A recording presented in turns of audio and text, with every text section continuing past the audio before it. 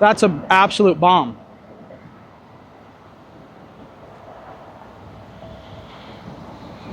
This is a very, very, very, very valuable pro tip. If you're in the field or you're throwing your discs, well, I guess if you're in the field, if you're trying out discs, take the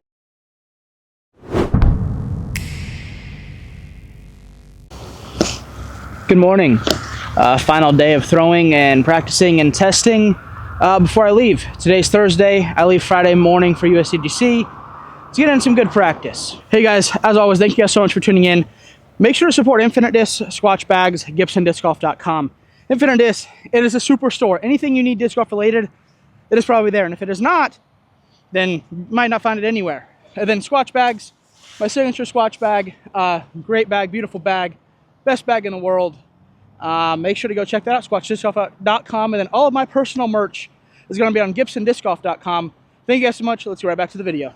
So today's the final day of testing. So these are a lot of discs that typically aren't in my bag, but might be in my bag for Usdgc. And I need to decide and narrow it down to which ones I want to bring and what holes I think they will work the best on. But update on my back. I have 2 bulging discs and a herniated disc. So that explains why in my previous videos I was complaining like a little baby, because my back actually like really does hurt. But we're playing Usdgc and we're doing it. We might get last place, but I could have done that healthy, so no big deal. So as I mentioned today, I'm kind of just going to be throwing. No real goal in mind. I just want to try some discs, make sure I'm bringing the right discs. And mainly it's like that mid-range slot. I have some buzzes, have some finish line disc sectors. And I just want to kind of make sure that, obviously I don't want to bring 10 different discs if they're going to fly the same or if they suck. So I'm going to come out here, test them, kind of finalize my bag for what I know I need, and then hopefully going to heal up my back. I have another doctor's appointment today for my treatment before I leave, and hopefully play well and enjoy the trip if nothing else. So as the morning goes, my back right here loosens up. So right now it's the morning because we're still in Arizona where you literally have to get out before you turn into a rotisserie chicken. Before Usdgc, I believe that I'll be able to properly kind of accelerate through the day, properly warm up, properly stretch out. And I'm not doing anything to hurt myself now. I'm just lightly throwing, and I want to see what these discs will actually do. But with that said, I probably still look like a stiff banana. As the tournament comes, I think I'll do a better job of not looking so dang stiff.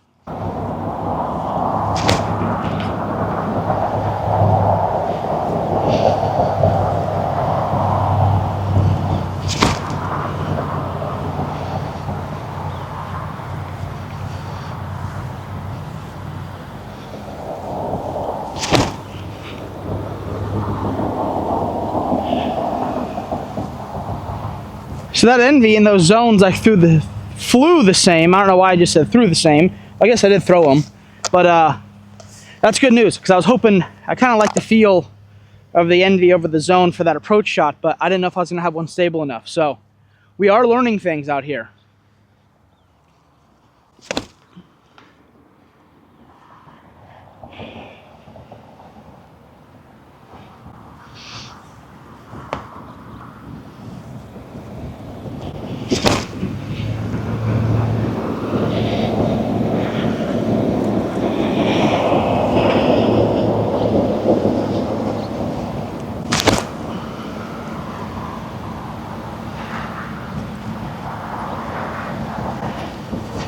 Okay, none of those are bad.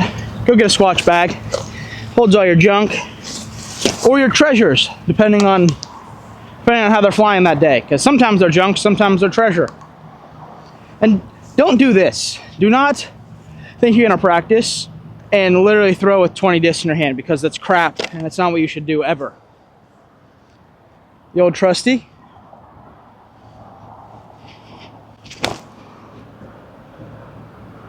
That's probably too understable for Usdgc, but it's still so dang good. Buzz.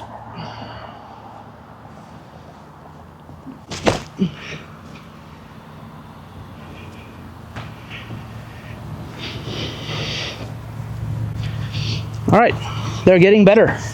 The throws are getting better. Tie-dye, Buzz? Never been thrown this one before? Maybe it's good, maybe it sucks.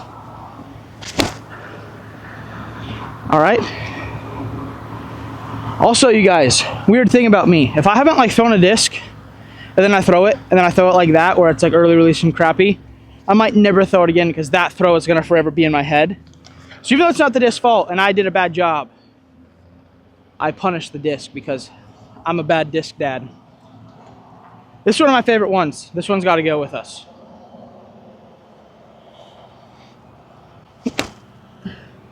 Just straight as a rope. Some nice finish at the end. Ka-chow. Four-cloth gift from Paul Macbeth. Literally like maybe my coolest disc. Got some Paul ink on there. Gosh dang, that's cool. Hey, thanks Paul for the disc. Hopefully I bring it to Usdgc, but like hopefully I don't lose it in the water. You're my hero.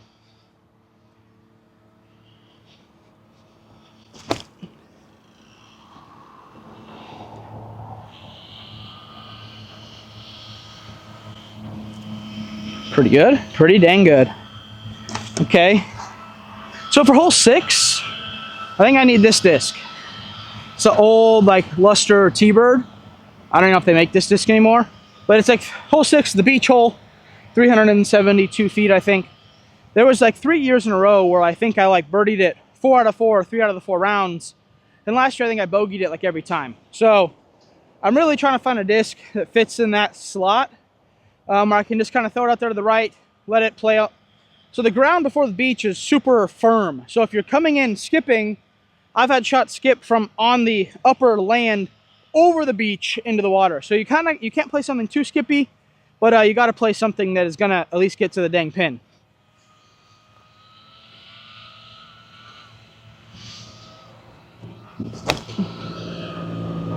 See, that might be too stable.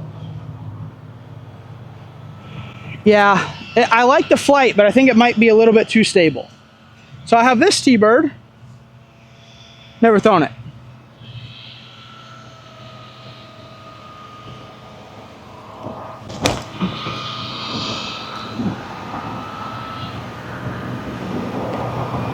Okay, well, bad news is that I shanked it, so I'm never gonna like it. Then I have this T-Bird. Because it's like, I would throw the finish line this era, but it's a 10 speed, so it just goes a little too far. So I have to throw it too soft. And then when I throw it too soft, it's gonna be more stable. So then when it hits the ground, it's gonna skip left. So I kind of need to find this, like, I don't know, 7 or 8 speed area to play this hole. So I brought a few of those out here as well to just kind of see what I got. Yep, that's the disc. That is it. That disc, you probably won't see it because this camera kind of sucks and you're far away, but that piercing flight with the flip up, flat turn, come back is exactly what I need for hole 6 at Usdgc. So if nothing else, this was a very productive trip just for the simple fact of figuring that out. And then we have 4 long dogs. We have the Emperor that's beat up. We have the Boss that's beat up, and then we have 2 brand new Bosses.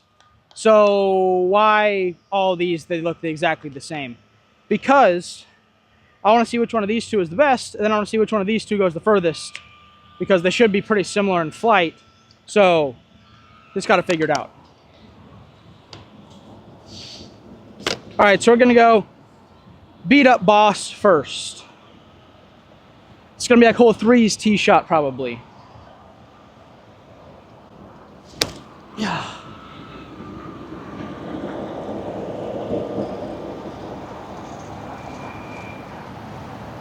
Okay, that was cool. Then beat up Emperor second. Again, this could be like 3's tee shot. Okay, that's...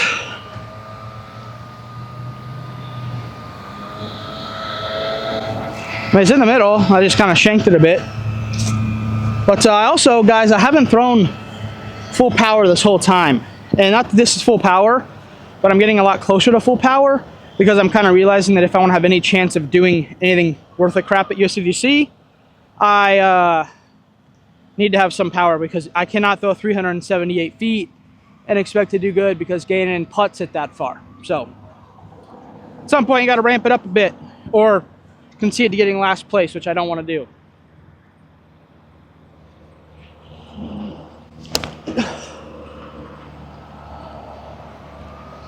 Okay, so that's exactly what I expected it to do. Perfect. And then the last one. Also, you guys, this is a very, very, very, very valuable pro tip. If you're in the field or you're throwing your discs, well, I guess if you're in the field, if you're trying out discs, take these stickers and the ones on the rim every single time off. Because I've had discs that you leave this on the rim here and it flies like absolute dog water, and then you take the sticker off and it flies great. So if you're testing discs, unless it's Discraft or whatever, where they like put it under the rim and it's like kind of meant to stay there, take these stickers off, because it literally seems stupid, but it affects the flight. I don't know about this one as much as the one like on the rim, like this little one, but just take them off, because I promise you it affects it. So if you're messing with discs, hey, Usdgc, take the stamp or take the sticker off the disc. You'll thank me later. Maybe you won't thank me later, but just trying to share something with you. So I'm gonna try to throw a little more of a flex shot with this, because this one should be brand new and stable. Actually, look, there's another sticker in here. Wow, they really like stickers. They love stickers. Okay, now 169, ironically, but it's not 6.7. Usdgc. Gonna kind of try to throw a little flexer-rooney, but still control it in this fairway here.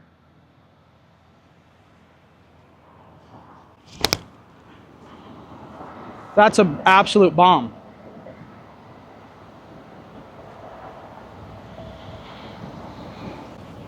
All right, let's go get him.